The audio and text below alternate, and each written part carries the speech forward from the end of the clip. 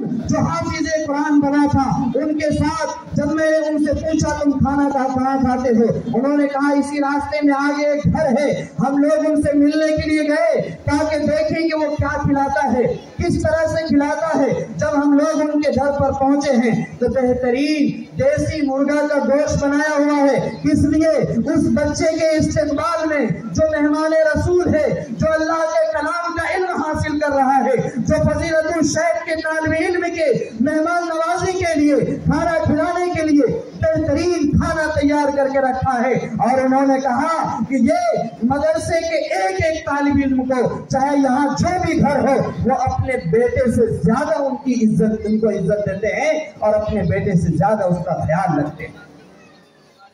یہ ہے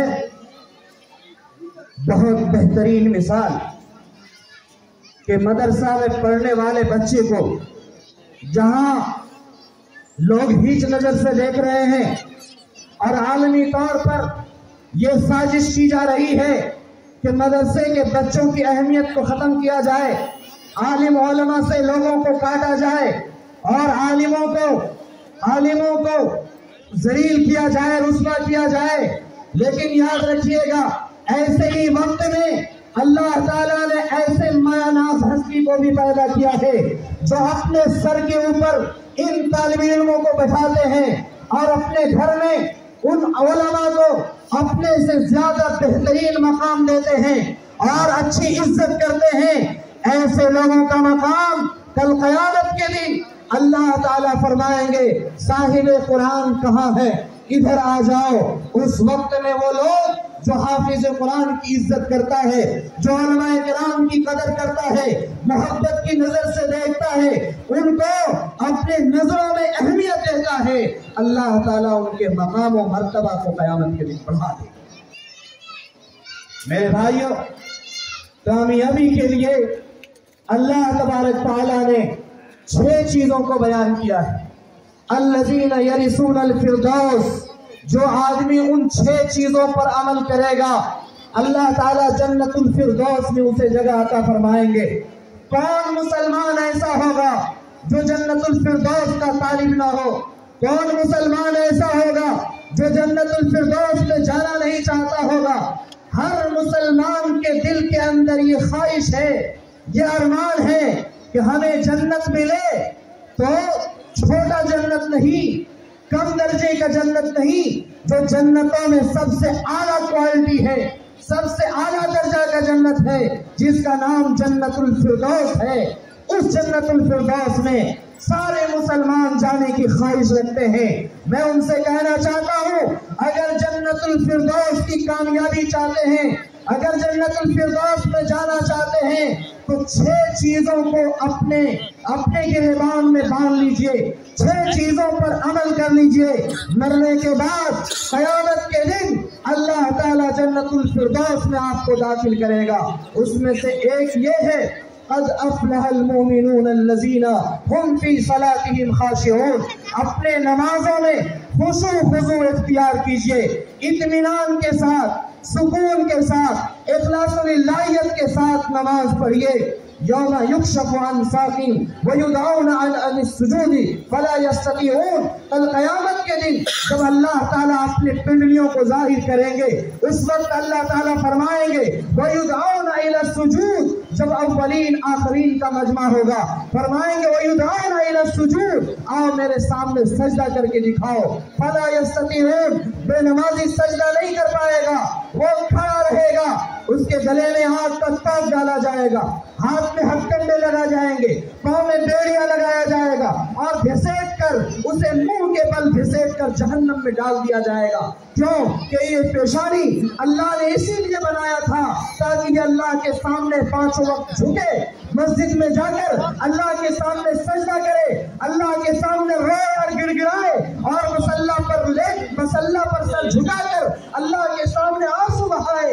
لیکن اس پیشانی کو اللہ کے لیے نہیں جھکایا، نماز نہیں پڑھی، نماز کی لاپرواہی کی، اذان کی مقدس آوازیں آئی، حی علی الصلاۃ، آؤ نماز کے طرف، حی علی الفلاح، آؤ کامیابی کے طرف، نماز کے لیے مؤذن بلاتا رہا، لیکن ہمارے جسم کے اندر جم نہیں رہے گا اور ہم اپنے گھر میں کھاتے رہے، کاروبار میں لگے رہے اور بازاروں میں گھومتے رہے، اللہ تعالیٰ قیامت کے دن فرمائیں گے وَيُدْعَوْنَ إِلَى السُّجُودِ، آؤ میرے سامنے سجدہ کر کے دکھاؤ، فَلَا يَسْتَطِيعُونَ، بے نمازی سجدہ نہیں کر پائے گا، ان کا انجام جہنم ہوگا۔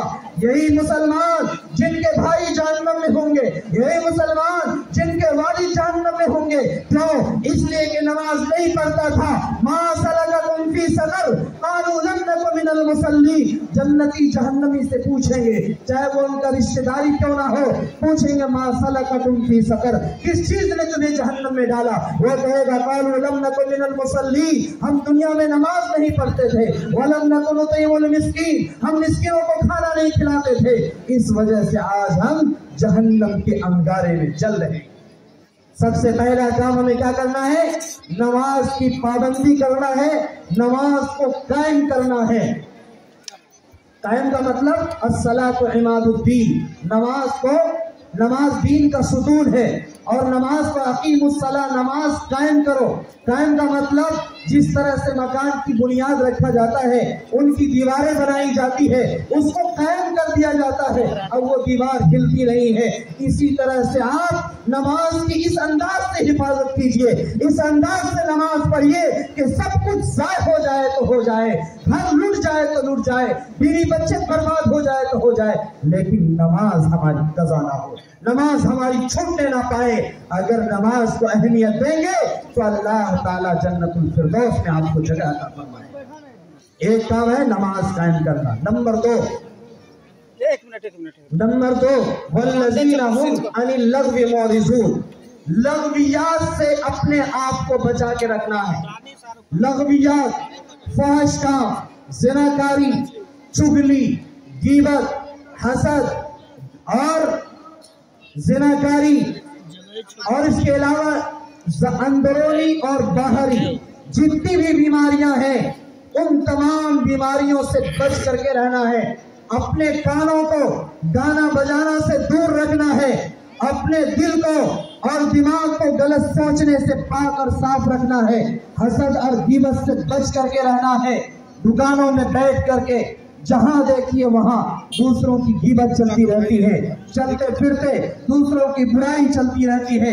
ایسی جگہ پر بیٹھ کر اگر تھوڑی دیر کے لیے ہم اللہ کا ذکر کر لیں، تھوڑی دیر کے لیے اصلاح کی بات کر لیں، تھوڑی دیر کے لیے اپنی بستی والوں کی ہدایت کے لیے سوچ لیں، تھوڑی دیر کے لیے اپنی بستی میں جو بیوہ عورتیں ہیں، جو ایک دن کھانا بناتی ہے تو دوسرے دن کھانا نہیں بناتی ہے، ان کے بچے کھانے کے لیے ترستے ہیں، تڑپتے ہیں، راتوں میں ان کا بچہ جب روتا ہے تو پریشان رہتا ہے، ایسے بیوہ کے لیے سوچ لے تو کیا ہوگا؟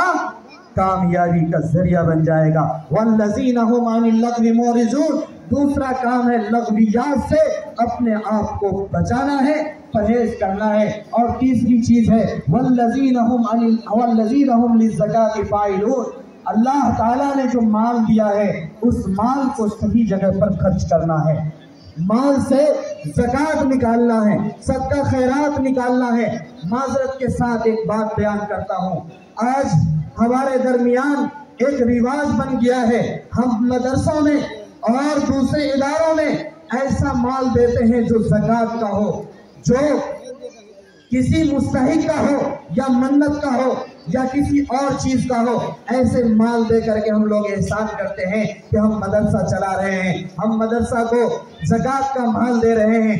یقین مانیے اللہ کے نبی صلی اللہ علیہ وسلم نے مسجد النبی کے اندر جو صفہ قائم کیا تھا، اس صفہ پر بیٹھ کر جو حدیث سیکھنے والے صحابہ کرام تھے، قرآن یاد کرنے والے صحابہ کرام تھے، ان کو ان لوگوں نے زکوٰۃ کا مال نہیں کھلایا تھا، بلکہ اپنے نجی مال کھلایا تھا اور نجی مال میں حصہ داری دے کر کے ان کو پڑھایا تھا۔ ہم آپ سے گزارش کرنا چاہتے ہیں صرف زکوٰۃ اور خیرات اور صدقہ کا مال مدرسے میں نہ دے، بلکہ جو آپ کا صحیح مال ہے اس میں سے ایک حصہ نکال کر کے مدرسے کو پیش کرے، جیسا مال آپ کا ہوگا ویسے ہی آپ کو اجر ملے گا۔ تیسری چیز ہے اپنے مال میں سے زکوٰۃ نکالیں گے، اللہ تبارک تعالیٰ جنت الفردوس میں اسے جگہ عطا فرمائیں گے۔ اور چوتھی چیز ہے والذین هم لفروجہم حافظون، جو اپنے شرمگاہوں کی حفاظت کرتے ہیں، اپنے ناموس کی حفاظت کرتے ہیں، اپنی عزت کی حفاظت کرتے ہیں، جو بیوی اور باندی تو آج ہے نہیں، اپنے بیوی کے علاوہ کسی غیر محرم کے پاس آنے جانے کا رواج قائم نہیں کرتے، کسی پڑوسی کی بیٹی کی عزت کو نہیں لوٹتے، کسی آنے جانے والے گھر میں اپنے دوستوں کی بیوی کو چھیڑخانی نہیں کرتے، بلکہ اپنے شرمگاہوں کی حفاظت کرتے ہیں۔ میں صاف جملہ میں اس لیے بول رہا ہوں کہ ہمارے سماج کے اندر جو شکایتیں آتے ہیں، جو فتویٰ لکھنے کے لیے کہا جاتا ہے، ایسی مثالیں ہیں، بیان کیا جائے تو آپ افسوس پہ ڈوب جائیں گے، شرم سے آنکھیں نیچی ہو جائے گی۔ اس لیے میں کہہ رہا ہوں کہ اپنے شرمگاہوں کی حفاظت کرے، اپنے پڑوسی کی بیٹی، اپنے پڑوسی کی بیوی، اپنے پڑوسی کے بہنوں کی عزت کرے۔ آج اگر ہم اپنے پڑوسیوں کی بیٹی اور بہنوں کی عزت کریں گے، دوسری کی بیٹیوں کی عزت کریں گے، کل ہماری بیوی محفوظ رہے گی، ہماری بیٹیاں محفوظ رہے گی، ہماری بہنیں محفوظ رہے گی۔ ایک ہاتھ سے دیں گے دوسرے ہاتھ میں مل جائے گا۔ اس لیے اپنی شرمگاہوں کی حفاظت کیجیے۔ اور پانچویں چیز ہے، اگر آپ کے پاس کوئی امانت ہے تو امانت میں خیانت نہ کیجیے۔ امانت یہ اللہ تعالیٰ کی طرف سے بہت بڑی نعمت ہے۔ آپ صلی اللہ علیہ وسلم کو نبوت نہیں ملی، آپ کو لوگ صادق الامین کہتے تھے۔ جب نبوت ملی، صفا پہاڑی پر جب آپ نے لوگوں کو آواز دیا یا صباحا، اور لوگ جمع ہو گئے، آپ کے اپنے بھی تھے اور غیر بھی تھے، ان سے آپ نے پوچھا تم مجھے سچ پاتے ہو کہ جھوٹے پاتے ہو؟ سب نے کہا تھا کہ ہم آپ کو صادق الامین پاتے ہیں۔ آپ بچپن سے ہی سچے تھے، امین تھے، لہذا نبوت ملنے سے پہلے بھی آپ کے پاس امانت کا مال رکھا جاتا تھا۔ لیکن آج ہمارے سماج کے اندر اتنا زیادہ ہماری نیتیں بگڑ گئی ہے، اگر کوئی قرض دیتا ہے تو قرض ادا کرنے میں بھی ہم خیانت کر جاتے ہیں۔ ایک تو لوگ قرض دینا ہی نہیں چاہتا، حالانکہ لوگوں کو چاہیے اگر قرض ہے، پڑوسی میں کوئی مجبور ہے، کوئی فقیر ہے، وہ آپ کے پیسے سے کچھ کرنا چاہتا ہے، تجارت کرنا چاہتا ہے، اور آپ کا پیسہ بینک کے اندر سڑ رہا ہے اور اس کے اندر رکھا ہوا ہے، کل آپ کے ساتھ جانے والا نہیں ہے۔ اگر آپ کسی کو قرض دیتے ہیں، وہ تجارت کر کے کل ہو کر غنی بن جائے گا، کچھ پڑوسی کو دے دیتے ہیں، ان کو فائدہ ہو جائے گا۔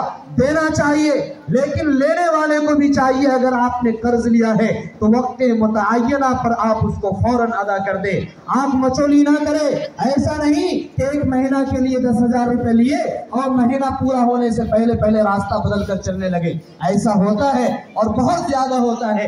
ان چیزوں سے باز رہیں۔ امانت کسی کی ہے تو حفاظت کیجیے اور ان کو ادا کیجیے۔ اور آخری چیز، چھٹی چیز ہے، اگر آپ نے وعدہ کیا ہے کسی سے تو وعدہ کو پورا کیجیے۔ الامانۃ لا ایمان لمن لا امانۃ لہ ولا دین لمن لا عہد لہ۔ امانت داری بہت بڑی دولت ہے، وعدہ پورا کرنا یہ بہت بڑی دولت ہے، ایمان کا معیار ہے۔ اس لیے میرے بھائیوں، یہ دو چیزیں، وعدہ پورا کرنا اور امانت کا خیال رکھنا، یہ دو چیزیں امت مسلمہ کے اندر چلے آئے تو ان دو چیزوں کی وجہ سے لوگ جوک در جوک ایمان میں داخل ہوں گے، اور قیامت سے پہلے ایک مرحلہ ایسا آنے والا ہے کہ ہر کچے پکے گھر میں ایمان داخل ہو کر کے رہے گا۔ یہ 6 چیزیں ہم نے آپ کے سامنے بیان کی ہے۔ ان 6 چیزوں پر جو عمل کرے گا اللہ تعالیٰ اس کے لیے بشارت دیتے ہیں، الذین یرثون الفردوس ہم فیہا خالدون، وہ جنت الفردوس کا وارث بنے گا اور ہمیشہ جنت الفردوس کے اندر وہ رہے گا۔ اور یہ ایسی چیز ہے جس کے لیے سبقت کرنے والوں کو سبقت کرنا چاہیے اور اللہ کی طرف رجوع کرنا چاہیے۔ اللہ تعالی ہم سب کو کہنے سننے سے زیادہ عمل کرنے کی توفیق نصیب فرمائے۔ وما علینا الا البلاغ۔